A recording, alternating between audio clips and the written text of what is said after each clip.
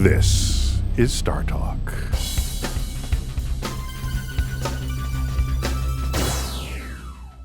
I got on Twitter in 2009. That's when I got on Twitter, 2009. 2009. Yeah. So you were mayor at the time. I was mayor at the time, and this amazing woman named Sarah Ross, this sort of marketing visionary genius of a woman, kept reaching out to me out of the blue. She just felt like I should be on Twitter.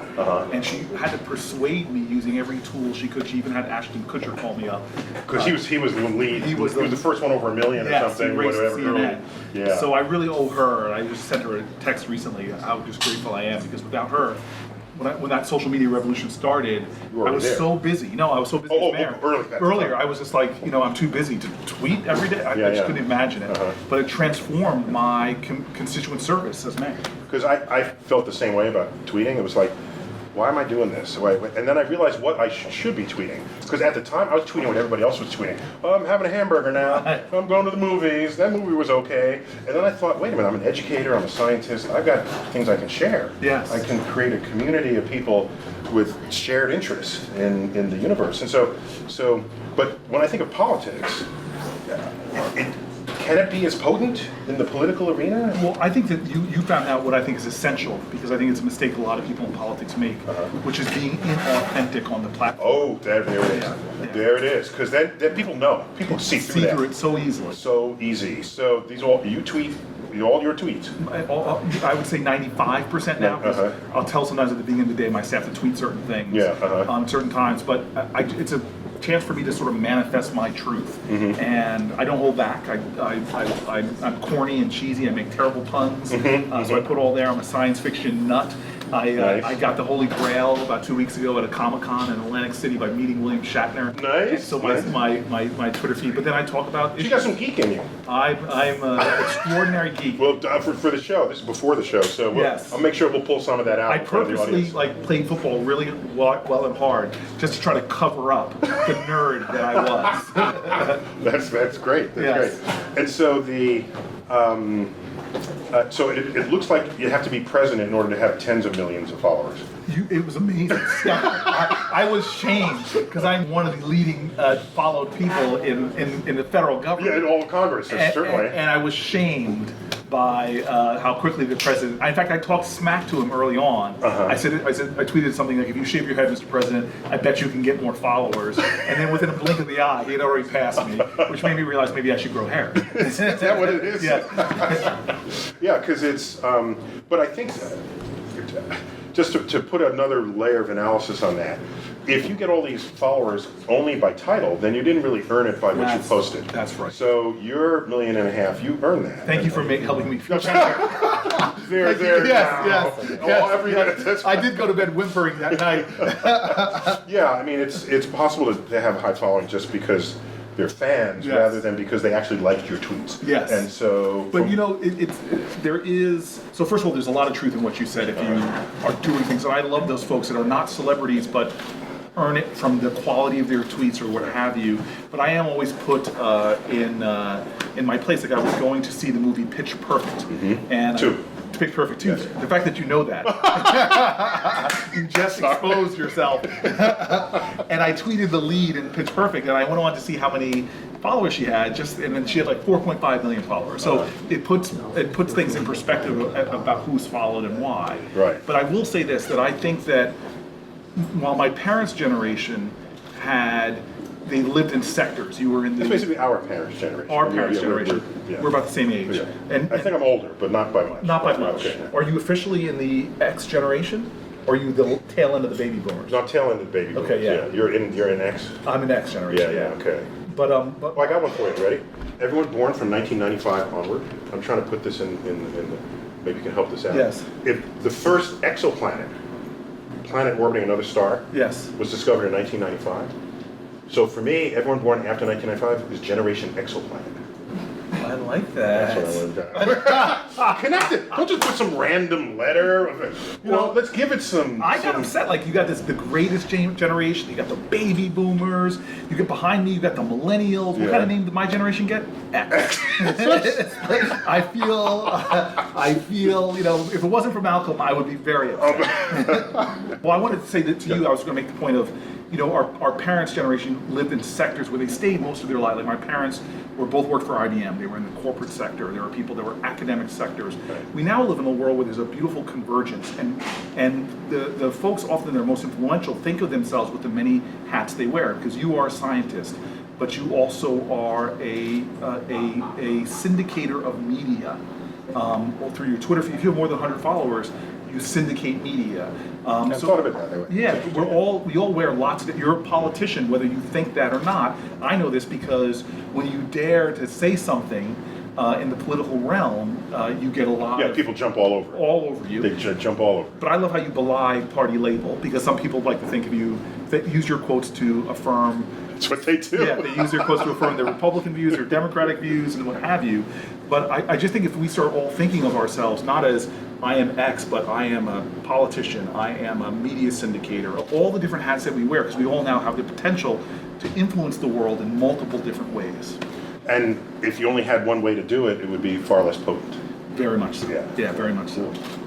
Cory, look forward to the show in a few minutes. I'm thrilled. We're here at the Apollo Theater. We are at the Apollo Theater, but I got to meet your family. Which Yeah, is pretty extraordinary. Yes. My parents are 85 and 86, or 86 and 87. We all lost count some years ago. I don't know. well, technically, my brother and sister are here. Yeah, it's now, very the science behind aging, you would say, and now this is where we science and faith, or rhetoric, science and rhetoric. But the truth is that different people age at different rates depending upon the environments they live, the stress of their life, food, everything. Mm-hmm. So there are people that are very young. I have friends that are in their 80s who are very young, mm-hmm. and I would be willing to say, and tell me if I'm wrong, if this is just one of my spiritual beliefs, but because stress is measured on a person's life, people who live a joyous life, who are happy, who have a fulfillment, often are younger. Is that correct?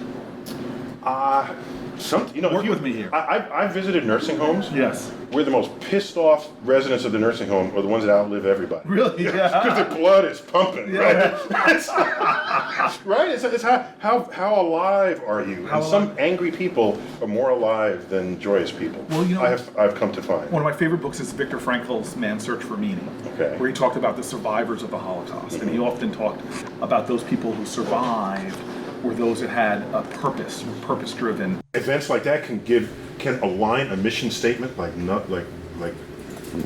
put you on a course. Right. But there's one of my favorite quotes is in that book where he says, and I'm paraphrasing now, that we in the concentration camps remembered those who shared their bread even though they themselves were hungry, those who comforted others though they themselves were suffering. It's a testimony of the greatest of all human freedoms, the ability to choose your attitude in any given set of circumstance. Mm-hmm. And that ability that,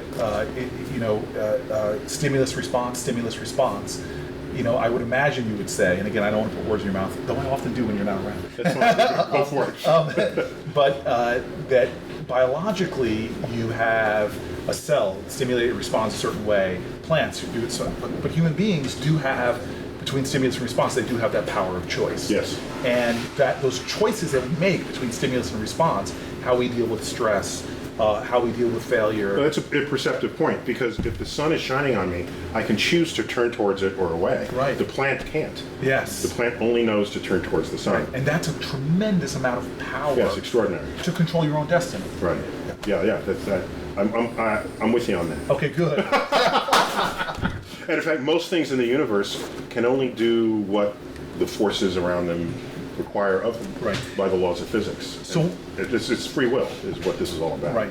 Now, I'll say this now because this is like my favorite quote for the first telephone conversation we had. I think it was our first one, where I confessed to you, and I used this in a commencement speech I gave once about that, the very spiritual idea about eternity and living forever.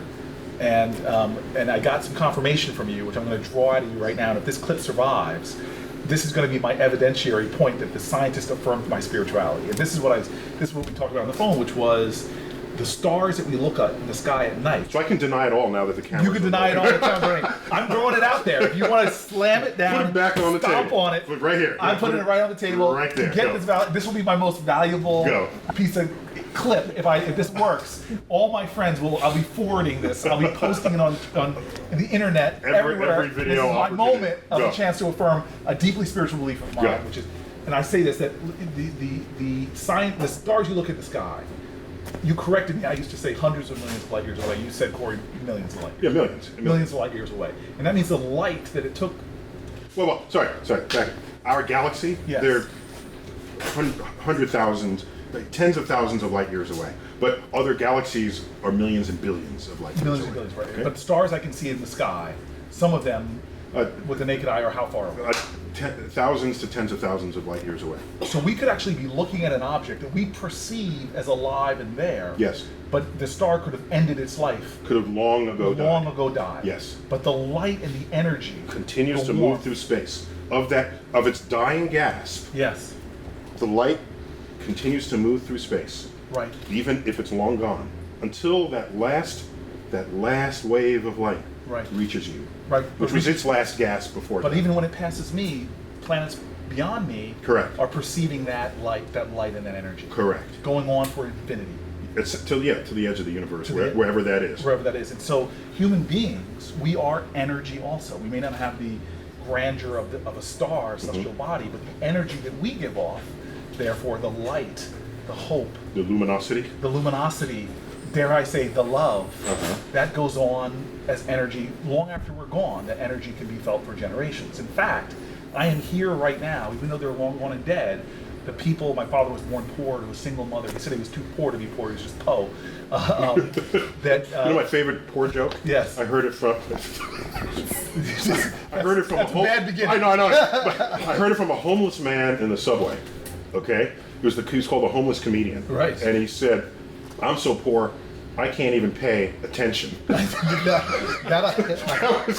heard that before. No, yeah, but it's very good. Okay. Okay, so here's the thing. No, but so that's what I'm saying. The energy. So we as beings of energy and light, we may die, but the energy we give off can't be destroyed. It goes on forever. And I was going to say that about the people who were showing kindness to my father, that helped a poor kid put a roof over his head, helped him out. Their energy, their light, their love that they gave him, they're gone. But I am here because of that endless energy of love. Okay, so I would say. Don't crush me, man. No. Here, if you want to bring physics to that, Yes, I do. here you go. It's very simple. Okay. So yes, there's energy within you. Yes. But the moment you die, you no longer generate energy. Right. Like that you're star done. that disappeared. You're done. Right. Yeah. And so that energy will escape into space. Yes. If you're buried, your energy will be shared by flora and fauna. Yes. That dine upon you on your Yes. corpse. Yes. So Terrestrial worm. other people generally won't eat you, so your energy is serving other life forms, Yes. not other humans, unless you lived in a cannibalistic society. Yes. Okay. So but I'd rather think of it a different way. Do you remember the novel and the movie Rebecca? Yes. Okay. Yes. In that movie, Rebecca never shows up. Rebecca is not there, yet you know everything about her because the camera goes to every single person whose lives she touched, either for positive or for negative influence. Right. And you construct her from everybody's testimony of who and what this person is. And at the end of the movie, she was the lead character, not anyone else who you actually saw and listened to. Right. So someone who is born into this world, who has influence upon others, that is the energy that continues forever. It is where someone dies and you say, the world is now lost of force, but the influence of that force persists. I love that. That is a radical concept. You know, Alice Walker says the most common way people give up their power is not realizing they have it in the first place. That's good. And so if we have the power to influence, to make a difference in the world that will go on forever or influence the world forever, and choose not to use that power to influence, then that You're actually is a trap. irresponsible. Irresponsible. Corey, ready to go on stage? I'm ready. All right. All right. Excellent. Thank you. All right. Senator Cory Booker. Yeah. Everybody. All right. This is StarTalk.